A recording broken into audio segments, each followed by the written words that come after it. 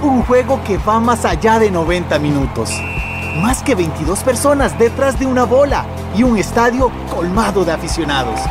Son cientos de páginas de historia, una pasión irreemplazable que busca explicación en Futbología, el ADN del deporte rey, con Esteban Lobo y Eric Gassman.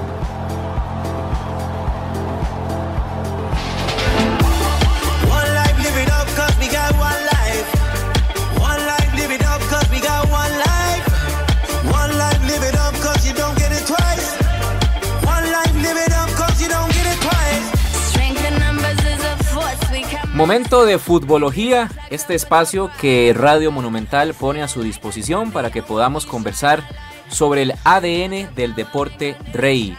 Todo lo que circunscribe alrededor del fútbol lo conversamos en Futbología. El saludo para todos los oyentes de los 93.5. Me acompaña don Eric Gassman y un servidor Esteban Lobo con todos ustedes. ¿Qué tal, Eric?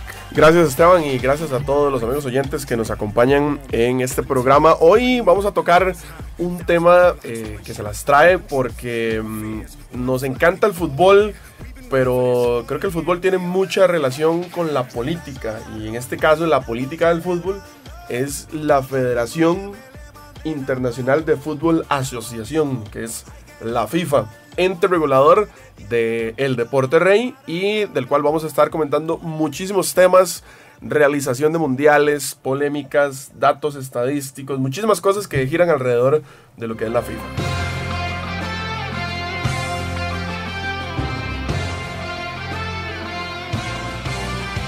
Este es nuestro segundo programa. El primero trató sobre Rusia, país organizador de la Copa del Mundo. Hablamos de todo un poquito de Rusia, y pues este segundo encuentro de Futbología nos toca desmenuzar un poco qué es esto de la FIFA, ¿verdad? Porque escuchamos muchísimo el término FIFA, que la Copa del Mundo de la FIFA, que la Federación Costarricense de Fútbol está como parte o miembro de esta federación internacional.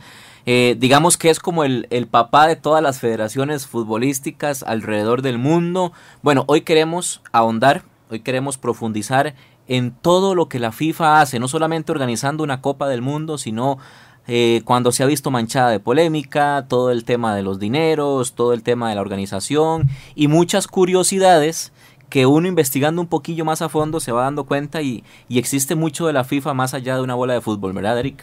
Es correcto. Bueno, podemos empezar hablándoles un poquito tal vez de la formación en aquellos años, finales de los 1800, donde ya el deporte se empezaba a hacer muy popular, que es vacilón porque el fútbol empezó siendo un deporte de las personas que trabajaban en las fábricas, de las personas que trabajaban en grandes construcciones allá en las ciudades de Inglaterra, Escocia y todos estos lugares, y era precisamente donde se empezó a volver popular. Tan es así que las primeras personas que empezaron a practicar el fútbol, llamémoslo de una manera profesional, donde ya se podía hablar de espectáculo, de organización de partidos, ya no era gente de clase trabajadora, ya era gente de un poquito de clase un poquito más adinerada. Y para 1904, el 21 de mayo de 1904, para ser un poco más exactos, en Zurich es donde se funda la FIFA, con todos estos países precisamente que fueron los primeros en pertenecer a este comité, que fueron Inglaterra, Escocia, Irlanda, Gales, que es de donde se desarrolla precisamente el fútbol, y algunos otros donde pues tomaron partido países como Bélgica, como Francia, Holanda, Suecia, Suiza, incluso España, por medio del Real Madrid. Eso está interesantísimo. No fue España como tal, sino fue el Real Madrid representando a España, que fue uno de las autoridades nacionales de ese entonces que estuvieron presentes para asociarse.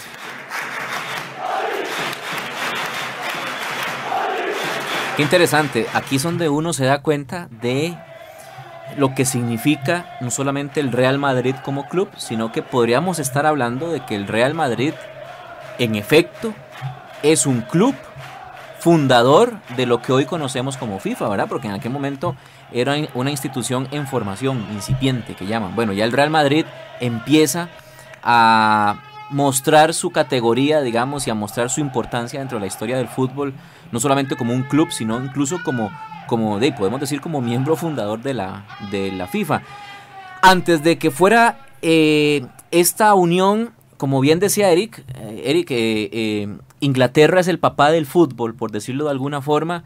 Hubo una asociación, una federación en pequeñito, digámoslo así, de fútbol organizado en Inglaterra, que ellos intentaron 2 veces establecer como una unión mundial, digamos, que regulara el fútbol a nivel internacional, y las 2 veces fracasó, ¿verdad? Ese intento como que no tuvo mucha acogida, hasta que sucedió lo que vos contabas ahora, ¿verdad? De que países como Dinamarca, España, a través del Real Madrid, Holanda y Suecia y demás, empezaron a organizarse. Pero qué interesante cómo es real, no es un mito, es real que el fútbol nace como tal en Inglaterra, ¿verdad? Por eso los ingleses llama la atención que a hoy solamente una vez hayan sido campeones del mundo, ¿verdad?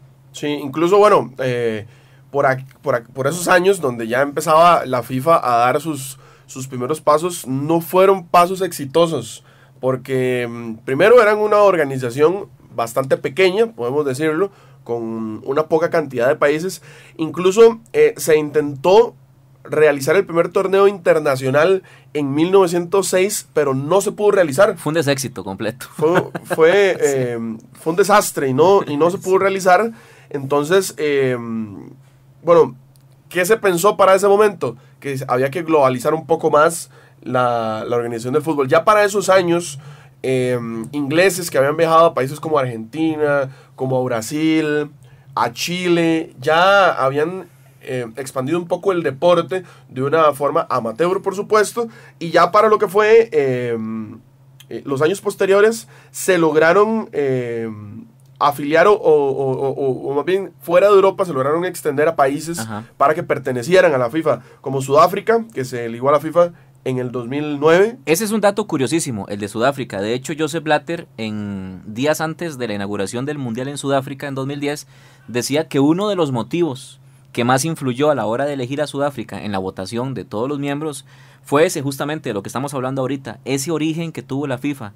Parece mentira cómo Sudáfrica desde ese año 1909 ya se hablaba de fútbol, a pesar de que no era un país de tradición futbolística, y como Sudáfrica ya desde ahí estaba trabajándose en el fútbol, fue como una forma de reconocerle mucho tiempo después, eso sí, ¿verdad? Claro. Casi 100 años después, este papel que tuvo Sudáfrica. Qué curioso, ¿verdad? Porque uno no hubiese pensado que Sudáfrica estuvo desde los inicios metido en todo esto. Hay países que tal vez no han sido tan protagonistas y que tienen muchísimo tiempo de pertenecer a la FIFA, como el caso de Canadá, que en 1913 se afilia a la FIFA. Es uno de los países también del continente americano más antiguo, al igual que Chile. Argentina, que se afilió en el 1912, y Estados Unidos en 1914. Y eso que Estados Unidos tampoco ha sido uno de los países que más fuerza le ha dado al fútbol. Sabemos de que en Estados Unidos hay otros deportes que son más populares. Claro. Y vea el montón de años que tiene de estar afiliado a la FIFA. Esta es la historia de cómo nace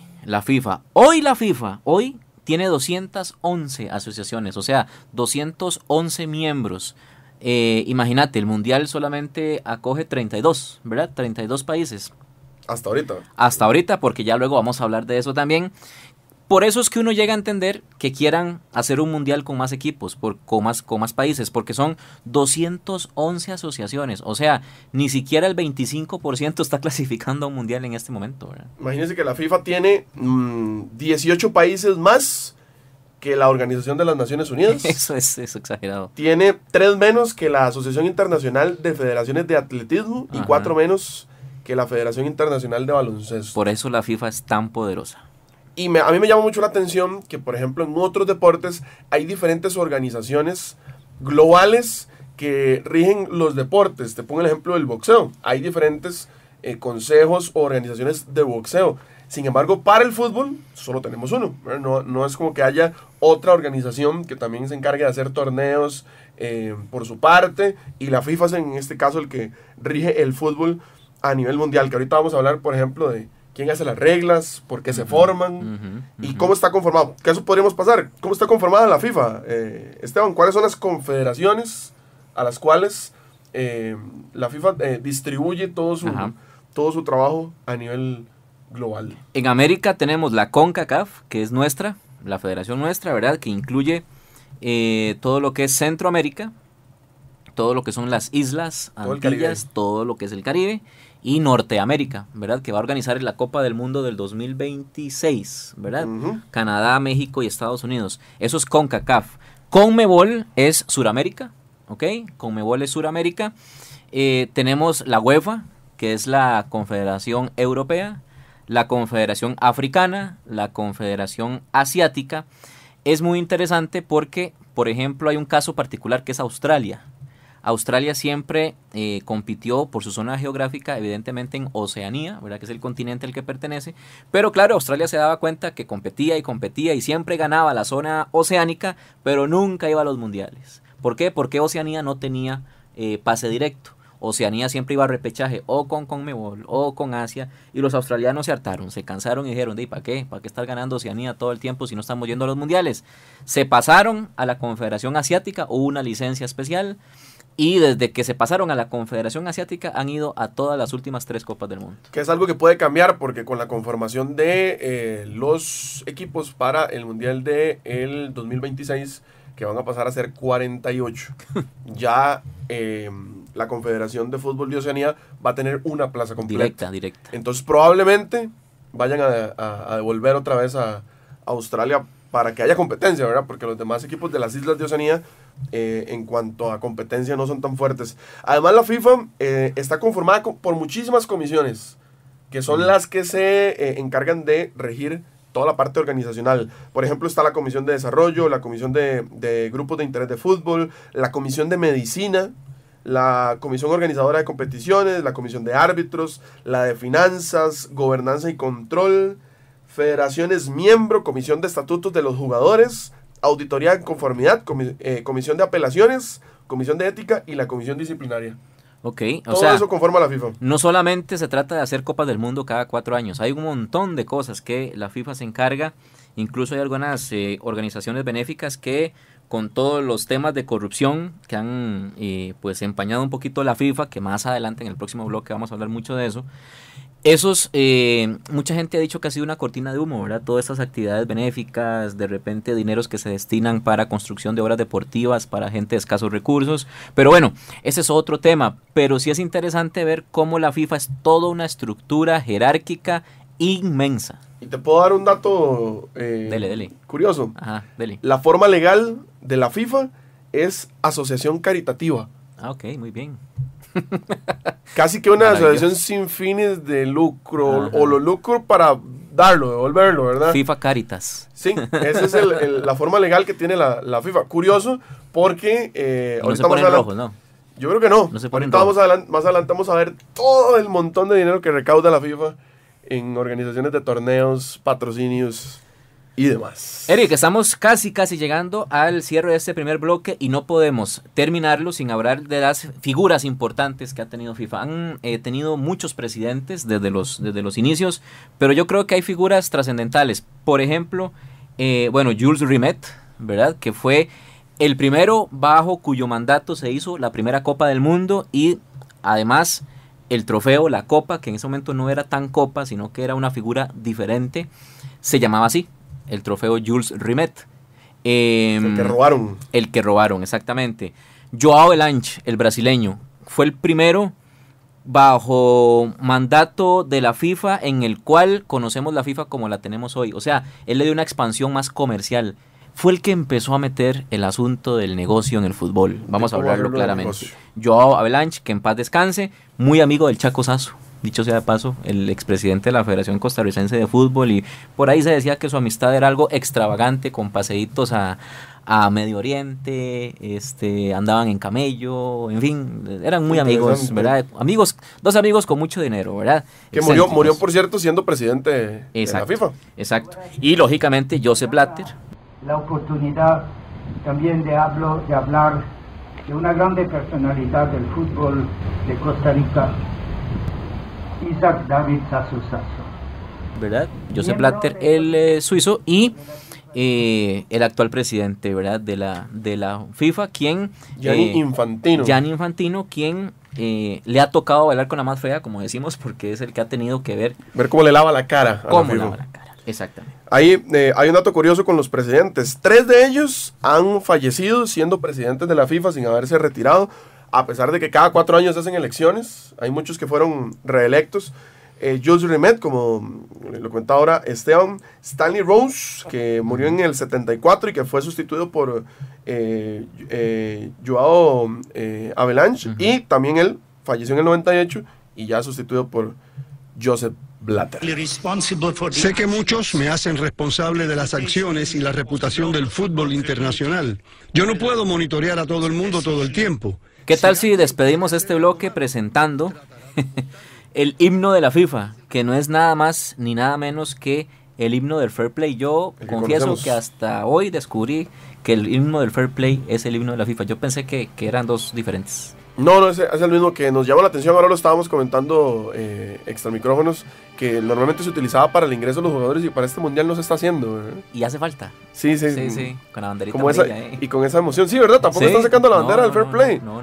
Eso no lo había notado, buen dato ese. Sí. Pero bueno, ya vamos a venir a comentar un poco sobre todo lo que ha sido también la parte de los escándalos y todo lo que involucra el ya famoso y conocido FIFA Gates, como se le hizo llamar a este escándalo del 2015 que vamos a comentar acá en Futbología.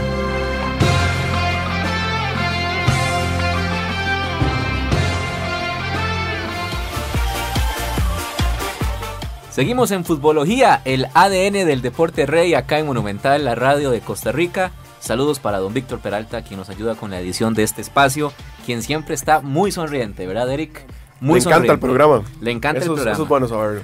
Esa sonrisa de don Víctor en nada tiene que ver con la FIFA en los últimos años, porque qué escándalo tremendo, Eric, se le armó. Yo no sé si vos te acordás cuando uno veía las noticias que uno decía literalmente se está destapando el tamal.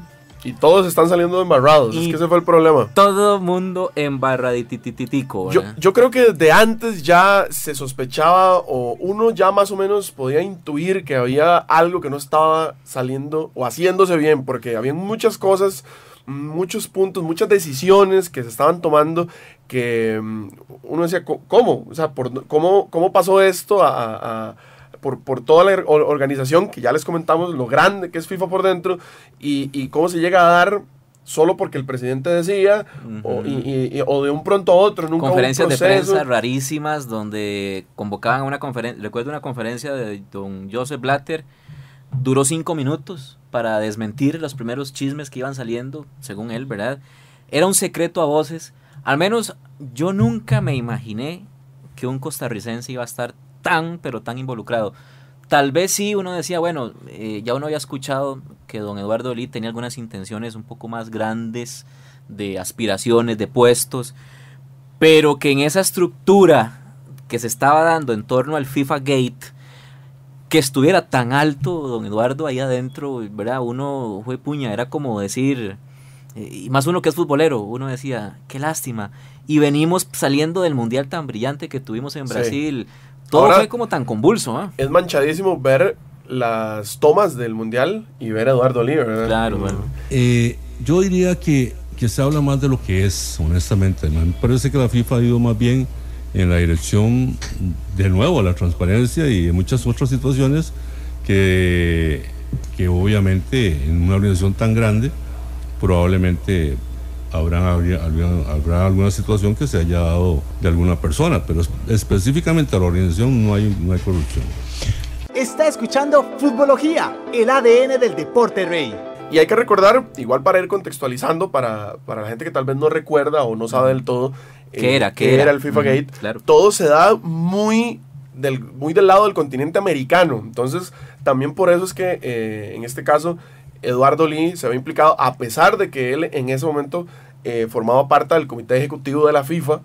Fue muy para el lado americano donde se da todo este asunto del FIFA Gate, que es básicamente donde Estados Unidos, la Fiscalía de Nueva York, se pone detrás de la organización y sobre todo de la parte económica de la FIFA y se da cuenta de que hay una mala utilización de los fondos, donde hay tema de soborno, tema de fraude, tema de lavado de dinero, y todo esto tenía que ver con cuestiones de patrocinios y de derechos de transmisiones de fútbol, que ahí es precisamente donde está involucrado Eduardo Lee, porque ya se le habían vendido, por ejemplo, los derechos de las transmisiones de los partidos de Costa Rica para eliminatorias a una página de internet que se llamaba Traffic y que era la única que podía dar los partidos de la selección en internet. Incluso se hizo conferencia de prensa en la Fede Fútbol para presentar el proyecto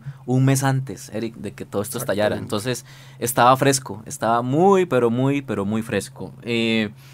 La investigación se hace entonces, que quede claro por eso, ¿verdad? O sea, aquí el tema es directivos de fútbol, de federaciones, de algunos equipos, pero sobre todo federaciones, directivos, miembros de comités ejecutivos de las federaciones de fútbol de algunos países, con empresarios de marketing, con empresarios destinados al mercadeo y que de paso manejaban esos mismos derechos de transmisión de los partidos de fútbol, ¿verdad? Porque en algún momento, en medio del enredo y las informaciones iban y venían, se decía que tenía que ver con amaño de partidos. Esos son otros 100 pesos. Ese es otro tema. Que no estamos diciendo que no haya pasado. Exactamente. Pero eso es otra historia. O que esté pasando en el Mundial, uno nunca sabe, ¿verdad? Pero el caso específico, el escándalo más grande de todos los tiempos de la FIFA, llamado FIFA Gate, es realmente por un tema de derechos televisivos, mercadeo, marketing, todo lo que tiene que ver con esta parte que mueve el fútbol con directivos. Es decir, Eric es el presidente de la Federación de Fútbol de la República de los Cocos y yo soy el director de mercadeo de Lobo Marketing. Entonces yo tengo los derechos, yo le compré a la FIFA los derechos de transmisión de la Copa del Mundo del 2046 y yo llego donde Eric y le digo, don Eric, vamos a ayudarnos entre los dos. Yo le bajo un poco el precio a los derechos de transmisión que usted tiene que pagarme, pero a cambio usted me da esto. Ese tipo de sobornos no se pueden dar, ¿verdad? Ese tipo de dádivas no se pueden dar y la fiscalía estadounidense los encontró. Y yo creo que todos coincidimos en que cuando la fiscalía norteamericana, en este caso la estadounidense, interviene en un caso, ya ahí no hay nada que hacer, ¿verdad? Inclusive el FBI lo trató como un caso de crimen organizado. Claro. Porque bueno, eso fue lo que fue. Este centro de detenciones se dio sobre la supuesta utilización, como les decía, de soborno, de fraude y de lavado de dinero para la apertura de medios de comunicación y donde se hablaba de los derechos de comercialización de los juegos de la FIFA en América.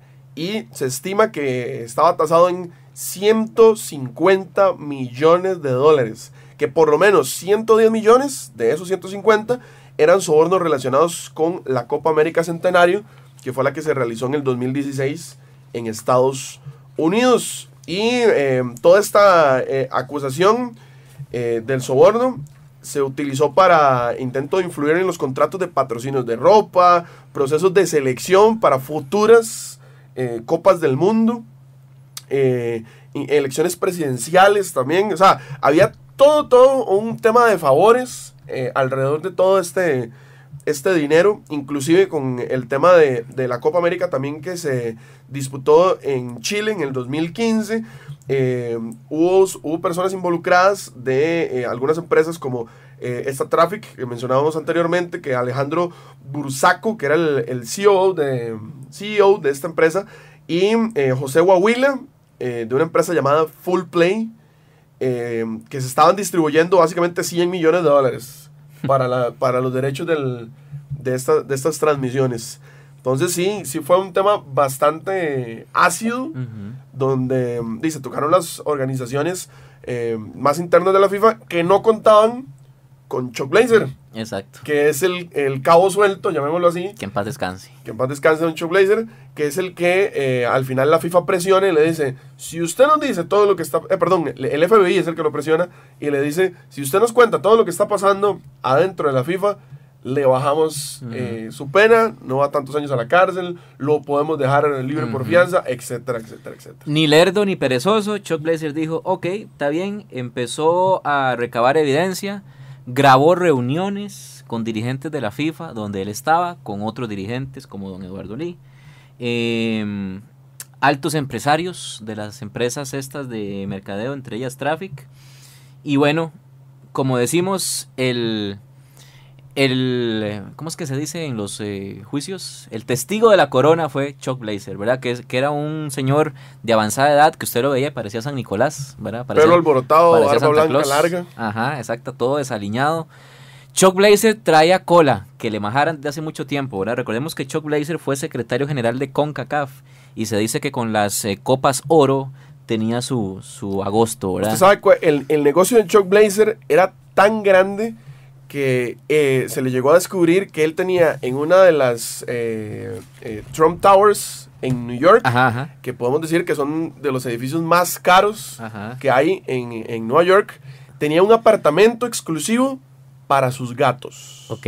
Ve el nivel de dinero que tenía este señor, obviamente por todo este tema de... ¿Qué habrá pasado con los gatitos cuando se murió? No sabemos. ¿Quién sabe? Hay que investigar. Un dato vacilón. Pero ve el nivel de dinero y de influencias y de movimientos que podía hacer este tipo de directivos para tener esta clase de posiciones, ¿verdad? Él era como el número uno, ¿verdad? En este proceso del famoso escándalo.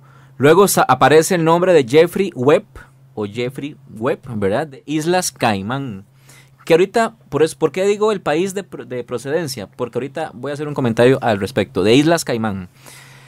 Y el tercer lugar en esta pirámide lamentable viene nuestro compatriota, don Eduardo Lee, ¿verdad? Don Eduardo, exmiembro del comité ejecutivo de la FIFA, él empezó como presidente del Punta Arenas. Que de hecho su socia, creo que es la que se encuentra ahorita de presidenta del Punta Arenas. Don Eduardo tiene 57 años y en este momento está bajo arresto domiciliario. Por lo menos tuvo el beneficio de estar en una casa por cárcel en los Estados Unidos. Luego aparece Julio Rocha, nicaragüense, que también fue uno de los que más apechugó un poco el tema de las evidencias. Por allá aparece un nombre muy conocido para los costarricenses, Jack Warner, el trinitobaguense Jack Warner, que sí, ¿verdad? Incluso dentro de su país ya había estado con muchos problemas legales, incluso algunos casos de abusos sexuales, en fin. Y es uno de los pocos que está libre. Y es de los pocos que está libre y es de los que más años tiene de estar. Jack Warner era de las figuras que uno sabía que iba a estar, digamos, embarrado ahí. Es de Trinidad y Tobago. Y de ahí para abajo vienen un montón de figuras. Más de 62 implicados, Eric, en este caso. Más 16 de 62. Son directamente relacionados con los comités ejecutivos y juntas directivas de los países y de la CONCACAF. Hay muchos de Islas Caimán, por eso hacía énfasis ahora en el caso de Islas Caimán. Islas Caimán es un paraíso fiscal. Por eso la importancia de que estos miembros de FIFA, por eso uno decía, qué vacilón. ¿Por qué un país como Islas Caimán, que no es futbolero? Es más, no recuerdo yo un partido de Islas Caimán. ¿Por qué hay tantos señores de este lugar metidos en la organización FIFA o en la organización CONCACAF o en la organización, digamos, mediática de todo esto? Claro, es un paraíso fiscal. ¿Qué es un paraíso fiscal? Un lugar donde los tributos y donde todo lo que el fisco recauda es poco controlado. Es poco controlado. Entonces uno podría de repente, no sé si te acuerdas el caso de los Panama Papers famosos. Desviar fondos, que llaman, hacia los bancos en Islas Caimán. Donde nadie me va a fiscalizar, donde nadie va a sospechar, donde yo puedo establecer empresas fantasmas, ¿verdad? Decir que tengo una empresa en Islas Caimán o tengo una empresa, no sé, en países excéntricos, donde difícilmente todo lo que tenga que ver con fisco y con recaudación vaya a ser controlado. Normalmente en los países de este lado, donde se controla más el tema económico, cuando usted tiene una cuenta de banco que le ingresan cantidades muy grandes de dinero, inmediatamente la entidad bancaria lo revisa y ve por qué está entrando ese dinero, todo también para controlar el tema de la corrupción, lavado de dinero, narcotráfico y demás. Eso no pasa en Islas Caimán. Eso no pasa en Islas Caimán. Puedes meter $25 millones que probablemente no te van a decir absolutamente nada. No, ¿y quién va a sospechar de un país como esos, verdad? Es más, seamos honestos, ¿cuánta parte de la población mundial sabe que existe Islas Caimán? Entonces, claro, eso explica por qué 5 funcionarios provienen de este lugar y están en las primeras 15 posiciones de los más embarradillos en el FIFA Gate. Esto llevó a que muchos patrocinadores abandonaran lo que fue el patrocinio de la Copa América, de la Copa Oro, incluso para el Mundial. Rafa Castro, nuestro productor, nos decía que el 30% de los patrocinios cayeron para el Mundial Rusia 2018, ¿verdad? Que se dice fácil 30%, pero 30% a nivel de patrocinios de estos que maneja la FIFA, podríamos estar hablando de billones de euros. Correcto. ¿Verdad? Pero bueno, el FIFA Gate no es uno de tantos, obviamente es el más grande, pero a lo largo de la historia e inclusive en años recientes donde se ha podido pues, sacar datos muy interesantes, podemos observar que tal vez el manejo de la FIFA no ha sido el correcto y la FIFA pide para la organización de los mundiales cosas muy específicas y tal vez llamativas y hasta muy locas que podríamos pensar que okay, un país no se va a prestar para este tipo de cosas, cambiar mi legislación, a hacer cosas que tal vez de momento eran ilegales en el país, lo hacemos legal para poder hacer el mundial y después lo quitamos, o sea, hacer este tipo de cosas, todo por tener un mundial. Y uno diría, ok, vamos a percibir muchos millones de dólares por ser organizadores. Sin embargo, no es así. Y eso es lo que vamos a venir a hablar en el próximo bloque, porque hay muchos datos de lo que pasó en Brasil, de lo que pasó para Rusia y sobre todo lo que va a pasar para, yo creo que va a ser el mundial más polémico de los 21 anteriores, 22 con el que viene, que va a ser el mundial de Qatar, con datos espeluznantes que probablemente ustedes van a decir que Eric más exagerado, no le creo nada, pero son datos reales que están pasando en esto momento. Por eso la FIFA es más allá de una pelotita dando vueltas, ¿verdad? La FIFA es todo un emporio inmenso, gigantesco, millones y millones de personas alrededor del mundo tienen su trabajo de la FIFA, pero también millones y millones de dólares se mueven alrededor del fútbol. Así que cajita blanca para los que creían que hoy por hoy el fútbol no es un negocio y se ve de la parte romántica de que solo las tácticas y las estrategias. No, el fútbol hoy es un negocio y como tal se mueven muchísimos intereses. Así que vamos a la pausa. Esto es Futbología, el ADN del deporte rey. Yo no puedo monitorear a todo el mundo todo el tiempo. Si alguien quiere hacer algo malo, tratará de ocultarlo. Este es el candidato.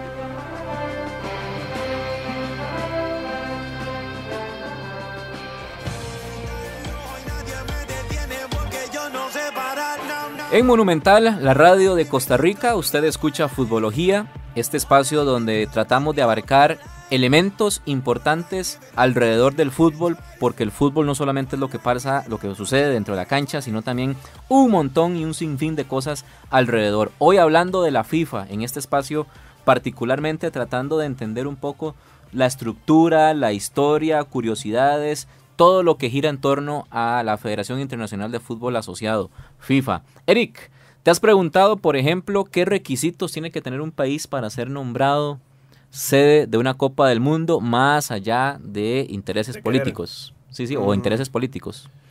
Bueno, supongo que postularse debe ser el primer requisito. Muy bien. Para que lo tomen en cuenta. Muy bien. Pero supongo que hay muchas cosas que se debe tener como de cumplimiento precisamente para postularse. Sí, hay como unos 10 mandamientos, digámoslo así, para uno poder aspirar a ser sede de una Copa del Mundo o países que se unan, ¿verdad? Como el caso de Corea-Japón, por ejemplo, en el 2002 y ahora para el 2026 que se unieron Canadá, Estados Unidos y México, que en realidad es de Estados Unidos, ¿verdad? Ahí estábamos revisando. Son pocos partidos los que se van a realizar. De hecho, en cantidad de estadios, solo hay 3 en Canadá, 3 en México y como 17, 20 en Y creo que son como 10 partidos en Canadá, 10 partidos en México y los demás en Estados Unidos. Eso es parte de lo que hablamos, eso es FIFA, ¿verdad? Intereses. Lógicamente lo de México y Canadá, me parece a mí, es una excusa o un pretexto para llevar el Mundial a Estados Unidos y hacer plática.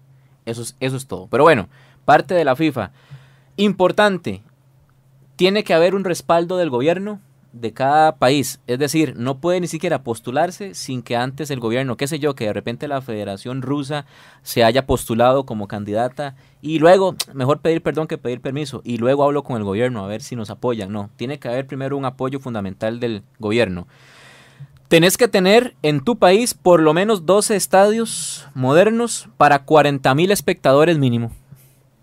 ¿Okay? O sea, aquí en Costa Rica estamos en cero, no tenemos ninguno. Y tenés que tener un estadio para 80,000 personas mínimo donde se pueda jugar la inauguración y la final.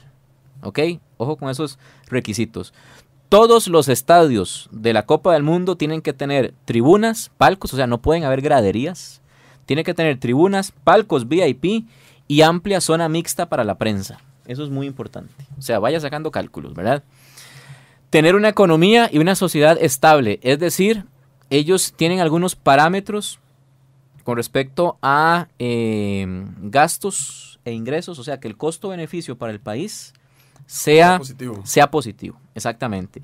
Luego, otro requisito importante es que en todas las ciudades que se postulan como sedes de la Copa del Mundo tienen que tener lugares para entrenamientos y centros de prensa para mínimo 15,000 periodistas. Mínimo 15,000 periodistas. O sea, esa debe ser la cantidad promedio entonces de periodistas que se acreditan para cubrir un mundial. Por ahí debe andar. Ojo con este dato. La infraestructura hotelera de cada país que alberga una Copa del Mundo, la FIFA se asegura que tenga mínimo 55,000 habitaciones disponibles para futbolistas, cuerpos técnicos, para miembros FIFA y para aficionados, ¿ok? 55,000 habitaciones. Imagínate la cantidad de dinero que puede entrarle al sector turismo, digamos, durante un mundial, ¿verdad? Sí, si se involucra el tema de aficionados, creo que son pocos, más bien, porque creo que 55,000 aficionados son muy pocos para un mundial. 24 miembros del comité ejecutivo de la FIFA tienen que tener habitaciones VIP, ¿ok? No los vas a meter ahí en cualquier cuchitril. Todos los centros médicos del país deben tener seguros internacionales para cubrir cualquier emergencia en caso de que algún aficionado tenga algún problema específico. Hay un Fan ID que la FIFA hace, ¿verdad? El Fan ID es prácticamente un pasaporte para usted estar en ese país durante la Copa del Mundo. Usted puede andar su pasaporte, pero si no anda el Fan ID para ingresar a los Fan Fest, por ejemplo, que son los centros en común donde aficionados de todos los países comparten atracciones artísticas, de música, de exhibiciones, concursos. Los partidos también. Tenés que andar el Fan Fest. O sea, por eso es que uno ve en los videos, por ejemplo, de la Copa del Mundo, que toda la gente, a pesar de que, bueno, la gran mayoría andan con sus agüitas espirituosas en la mano, andan en el pecho el Fan gafete. ID, ¿verdad? Por eso uno dice, qué payasada, ¿por qué andan fuera del estadio todavía con el gafete o con el rap? Tienen que tenerlo. Tienen que tenerlo. Bueno, vos me acabas de dar los requisitos oficiales para postularse, para ser organizador. Estamos lejos todavía, ¿verdad? Costa Rica. Bastante. Yo te voy a dar algunos requisitos no oficiales que FIFA pide o exige más bien para poder realizar un mundial en aquí vienen los escalofriantes datos. Algunos. Okay. Te voy a contar que, por ejemplo, para Brasil, la FIFA obligó al gobierno a cambiar su legislación para poder vender cerveza en el estadio. Resulta que uno de los mayores patrocinadores de la FIFA es una marca de cervezas. Brasil en el 2003 había vetado el uso el consumo de licor más bien en los estadios por un tema de seguridad, porque se estaban dando muchos casos de violencia. Brasil, como ustedes saben, es un país súper apasionado por el fútbol y las broncas eran mayúsculas. Se vetó el consumo de licor en los estadios, pero para el 2014 el gobierno brasileño tuvo que echar atrás esta ley para el consumo de cerveza en los estadios, si no el mundial no se hacía en Brasil. Eso es uno de tantos. Por ejemplo, FIFA no paga los impuestos en los países donde se realiza el mundial. Tiene, por parte de los gobiernos... Están exonerados. 100%. Están exonerados. Por ejemplo, en el 2014, en el Mundial de Brasil, FIFA dejó de pagar $215 millones en impuestos con tal de poder realizar el mundial en Brasil.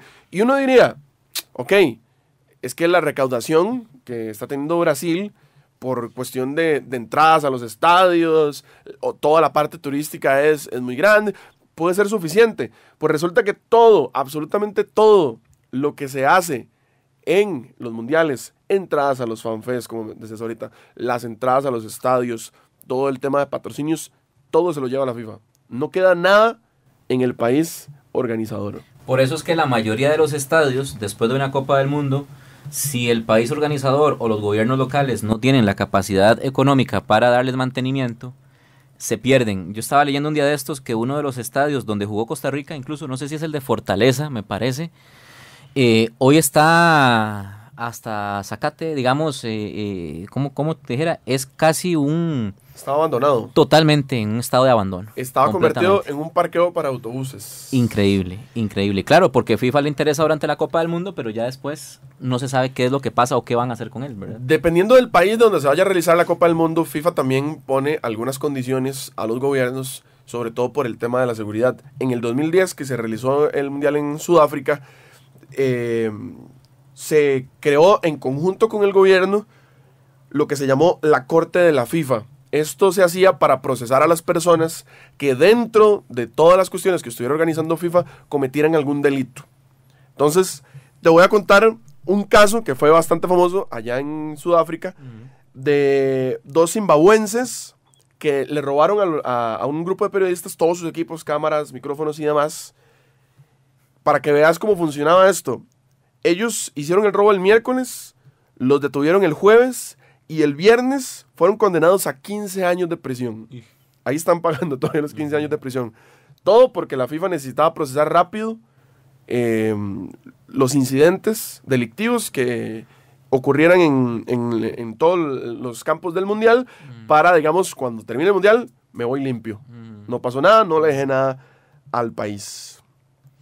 ¿No se te paran así como los pelos del susto? Sí, sí. Vuelvo a lo mismo. Cuando uno futbolero, ¿verdad? Uno futbolero ve todas estas otras caras del fútbol, toda esta parte del ADN que tiene hoy el fútbol, lamentablemente, que deseáramos que no la tuviera, uno a veces hasta se siente mal, ¿verdad? De estar disfrutando tanto el mundial y que las postales y que los álbumes y que las camisetas y que las banderas y que toda esta mercadotecnia alrededor de una Copa del Mundo. Detrás han pasado tantas cosas como los datos que vos nos vas a revelar ahorita, que eso sí son para ponérsela a uno la piel de gallina y parársela en caso mío, el poco pelo que me queda. Yo creo que, como lo mencionábamos anteriormente, el Mundial de Qatar va a ser uno de los más polémicos en toda la historia de los mundiales. A este punto, solo hay 2 estadios en Qatar que están construidos, incluso con el tema de la ampliación, ya 4 años de la realización. Todos están en etapa de construcción, incluso algunos ni siquiera han empezado a construirse. ¿Por qué este dato es relevante? Porque uno diría, y con la tecnología que hay ahora y con los equipos de construcción, y no sé si se necesitarán 9 meses, 1 año para construir un estadio. No pasa nada, tenemos 4.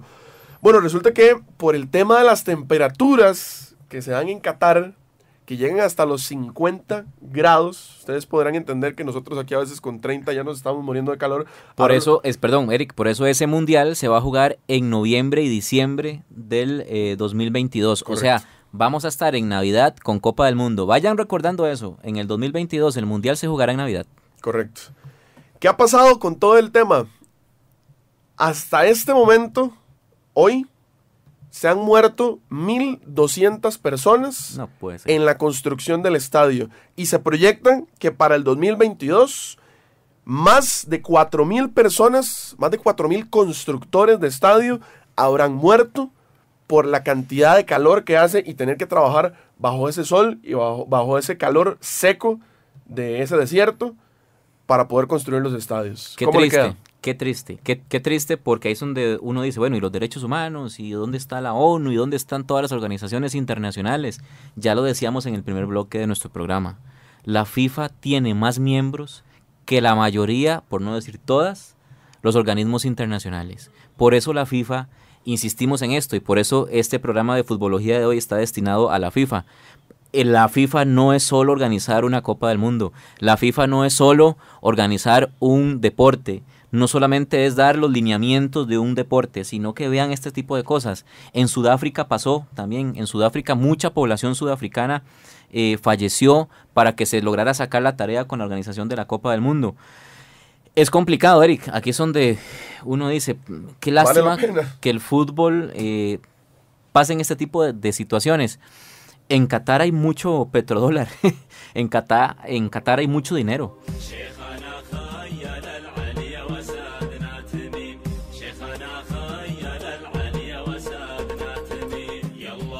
Y se está sacrificando eso, se está sacrificando la vida de seres humanos con tal de que hayan estadios para un campeonato de fútbol. Había un dato muy revelador que daba la gente de HBO, que fue donde pude ver un trabajo relacionado con el Mundial de Qatar, y decía que es un estado esclavista del siglo XXI, porque resulta que toda esta gente que trabaja en Qatar por ley tienen que darle su pasaporte a su empleador, y él es el que decide si lo manda a usted de vacaciones, si lo manda para la casa, si lo saca del país, porque muchos de los trabajadores que llegan a Qatar son de origen hindú y de países aledaños, y básicamente si el patrono no le da permiso, usted no puede salir y tiene que ir a trabajar.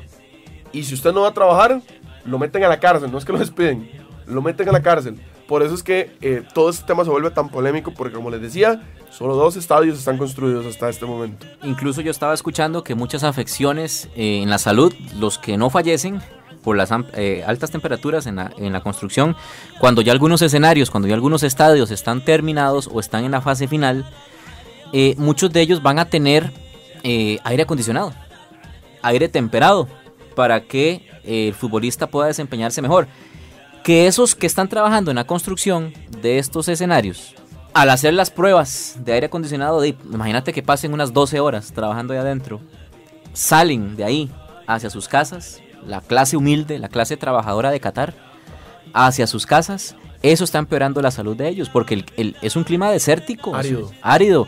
Usted está trabajando si nos afecta a nosotros en Costa Rica, ¿verdad? Que a veces uno con el aire acondicionado en la oficina y sale a comprarse algo a la soda de la esquina y ya usted siente el choque de calor, me resfrié. Imagínense en Qatar, después de estar 12 horas trabajando bajo aires acondicionados de esa manera, salir a un clima desértico. Eso está empeorando la salud de los habitantes de Qatar, que están trabajando y lamentablemente en la clase más humilde. Y ustedes dirán, ¿por qué Qatar? Bueno, precisamente porque el Real Madrid y el Barcelona, que son los 2 equipos más mediáticos y grandes del mundo, parte de sus patrocinadores son equipos, vienen precisamente originarios del Medio Oriente. Claro. Y esas bases permitieron de que Qatar desarrollara el Mundial del 2022. Obviamente todo esto apoyado por la FIFA. Sí. De ahí nace todo el asunto, ¿verdad? Vamos a decirlo claramente, aunque no estén pagando. Qatar Airways. Esa es la culpable de que haya una Copa del Mundo en Qatar para el 2022 y que pasen todo este tipo de situaciones. La historia, Eric, la FIFA ha tenido que lidiar con los acontecimientos históricos importantes. Por ejemplo, ¿por qué no hubo Copa del Mundo en 1942 y en 1946? ¿Por qué no hubo? Por la Segunda Guerra Mundial. Incluso Alemania había pedido la Copa del Mundo del 42. Vean ustedes la doble moral, el doble discurso, ¿verdad? En plena Segunda Guerra Mundial, Alemania pidiendo ser la sede de la Copa del Mundo. Casi que exigida y no se le dio. Las selecciones una a una iban declinando de participar porque los que no estaban en los entrenamientos estaban en los campos de concentración, así de rudo, en los países europeos. Los que no estaban prestando algún tipo de servicio militar, los que no eran amenazados por no formar parte de la coalición, en fin, eso empañó la historia del fútbol. Incluso, ¿sabían ustedes que se llegó a jugar un partido, se le llamó el Partido de la Muerte, en 1942 justamente? Fue un partido entre prisioneros ucranianos en campos de concentración contra miembros de el Estado nazi alemán. Increíble. Terriblemente con la amenaza de que si los ucranianos ganaban, daban la pena de muerte.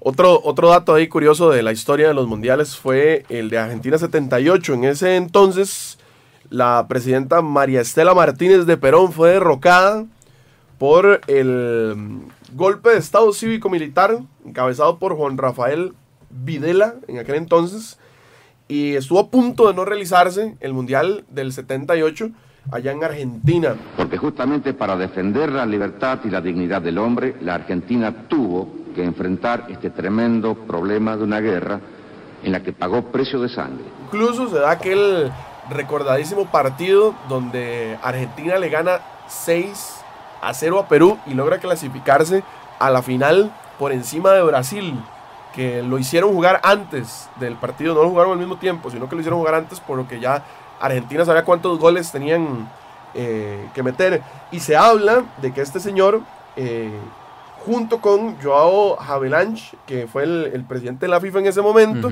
fueron al camerino de los peruanos, le dijeron muchas gracias. El gobierno peruano estaba apoyando todo lo que estaba pasando a nivel político en Argentina y les dijeron, bueno, necesitamos una victoria abultada, ustedes se dejan por favor, y Argentina le terminó ganando 6-0 a Perú, y a pesar que Brasil le había ganado 3-1 a Polonia, logra clasificar a la final Argentina. Y pues obviamente todo esto empañó muchísimo ese mundial. Amaño político de partidos. Bueno, estamos llegando a la parte final de esta edición de Futbología, el ADN del Deporte Rey. Hoy, a diferencia del primer programa, que lo terminamos muy alegres, muy contentos con todo lo que tenía que ver con Rusia, el país específicamente, yo creo que en este, Eric, podemos terminar como futboleros pensando un poquito. Reflexionando. ¿Vale la pena un mundial cuando el costo-beneficio va en detrimento de vidas humanas? ¿Vale la pena cuando hay tantas familias que se ven perjudicadas por estos manejos indebidos de dinero? Dicen que el poder corrompe, ¿verdad? Y que para uno conocer a una persona tiene que darle poder, tiene que darle algún tipo de liderazgo para ver si realmente es íntegra. Qué difícil, qué complicado. Situaciones que pasan. No queremos decir con esto que no hay que disfrutar el mundial, claro, nosotros somos los primeros que estamos viendo todos los partidos, hasta Irán, Marruecos vemos, y Dinamarca, Australia, y si jugara Islas Caimán contra Islas Fiji lo vemos también, ¿verdad? Claro que disfrutamos el fútbol, pero quedémonos con esa sensación de que detrás de todo eso tan bonito que es el fútbol se ha ido manchando con el paso de los años, a tal extremo de que suceden cosas absolutamente arbitrarias, inhumanas, que violentan los derechos humanos, todo para que un país esté a punto en una fecha determinada para organizar una Copa del Mundo. La próxima semana tocaremos otro tema relacionado con el fútbol y estaremos muy felices de estar con todos ustedes acá en Futbología, el ADN del Deporte Rey, junto a Esteban Lobo. Chao. Saludos para todos. Yo soy Eric Gassman y nos escuchamos pronto. Hasta luego. Yo no puedo monitorear a todo el mundo todo el tiempo. Si alguien quiere hacer algo malo, tratará de ocultarlo. Específicamente a la organización no hay corrupción.